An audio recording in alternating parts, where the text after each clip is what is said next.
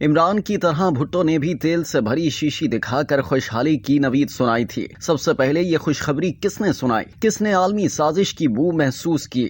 हम हमेशा जैकपॉट का इंतजार करते रह गए। बिलाल गौरी का हंगामा खेज कॉलम निगार मोहम्मद बिलाल गौरी ने अपने कॉलम में मुल्क के बदतरीन हालात की कुछ अहम वजूहात की निशानदही करते हुए जमीनी खुदाओं से गिला किया है। वो लिखते हैं कि आपने डिजिटल मीडिया के दहशतगर्दों को जलाकर खाकस्तर करने के लिए आग की दीवार खड़ी कर दी।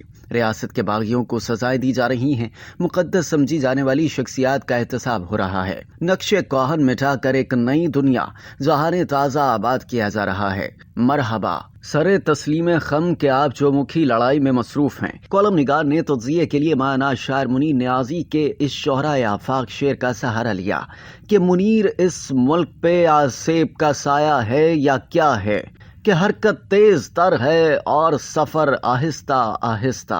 मोहम्मद बिलाल गौरी आगे लिखते हैं कि हम सनती इनकलाब के ख्वाब देख चुके, ज़रूरी इस्लाहात के सराब पीछे छोड़ाए, जागीरदाराना निज़ाम को ललकार कर देख चुके, सोशलिज्म की करामात मुलाहिजा कर ली, इस्लामी निज़ाम के नारे लगाकर थक चुके, रोशन ख्याली की शम्में जलाकर देख ली, मगर शायद इस शब के मुकद्दर में सहर ही नहीं।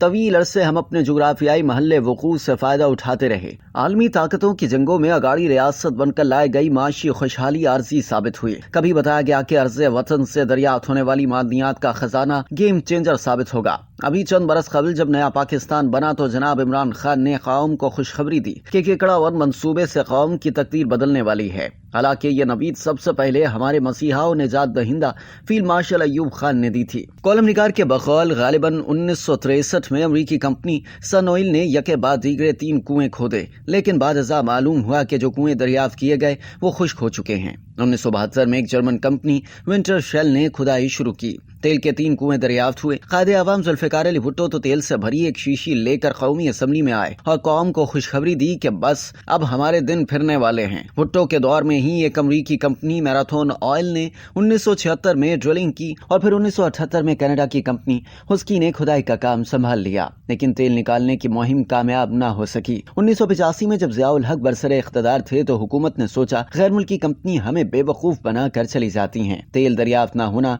हमारे खिलाफ किसी किस्म की आलमी साजिश हो सकती है, क्यों ना इस बार खुद कोशिश की जाए। इसी सोच के तहत OGDCL ने अपने तौर पर खुदाई का आगाज किया, लेकिन चंद बरस बाद ही मालूम हो गया कि इन तिलों में तेल नहीं। 1989 में एक और गैर मुल्की कंपनी ऑक्सीडेंटल से खुदाई का मुआहदा हुआ। 1992 में ड्रिलिंग के लिए न्यूजीलैंड की कंपनी कैनबेरी की खिदमात हासिल की गईं।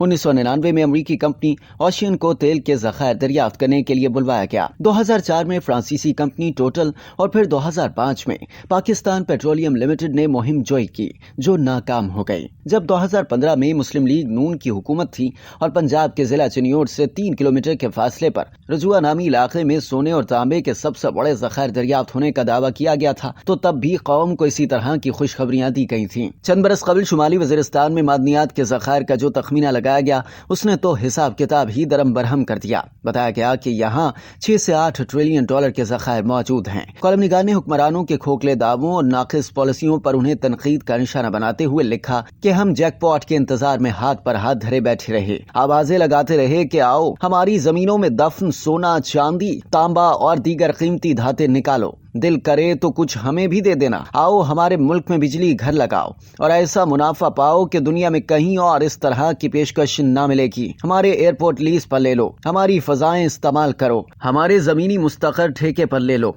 बस हमें कुछ डॉलर दे दो। ये सब कुछ करते हमने 77 बरस गुजार लिए। जब और कुछ नहीं बचा तो सोचा कारपोरेट फार्मिंग का आइडिया बेच देते हैं। हमारे दोस्त ममालिक जो ग़िज़ाई अजनास की दरामदाद पर सालाना अरबों डॉलर खर्च करते हैं, क्यों ना उन्हें ये पेशकश की जाए कि पाकिस्तान आए, हमारी जमीनों पर फसलें उगाएं, खुद भी कमाएं, हमें भी खिलाएं। बताया गया था कि इस मंसूबे के तहत दोस्त अरब ममालिक से कई अरब डॉलर की सरमायाकारी आ रही है। क्या इस मंसूबे के तहत एक धेला भी आया? बिलाल गौरी ने आखिर में मायूसी का इजहार करते हुए एक अहम सवाल भी पूछा। वो लिखते हैं कि फर्ज करें हम मिन्नत समाजत करके थोड़ी बहुत सरमायाकारी लाने में कामयाब भी हो जाएं, तो क्या फर्क पड़ेगा? चंद बरस और निकल जाएंगे, मगर इसके बाद क्या होगा? आपने सरोगेसी यानी किराए की कोख के बारे में तो सुना होगा। इन खिदमात के एवज माकूल रकम मिल जाती है, मगर अपनी कोख किराए पर देकर कब तक दौलत कमाई जा सकती है? हम किसे धोखा दे रहे हैं? ग्रीन इनिशिएटिव के तहत जो जमीनें हमवार करके बड़े सरमायाकारों को दी जा रही हैं, वो छोटे काश्तकारों या ज़राअत में दिलचस्पी रखने वाले عام افراد کو کیوں نہیں دے دی جاتی؟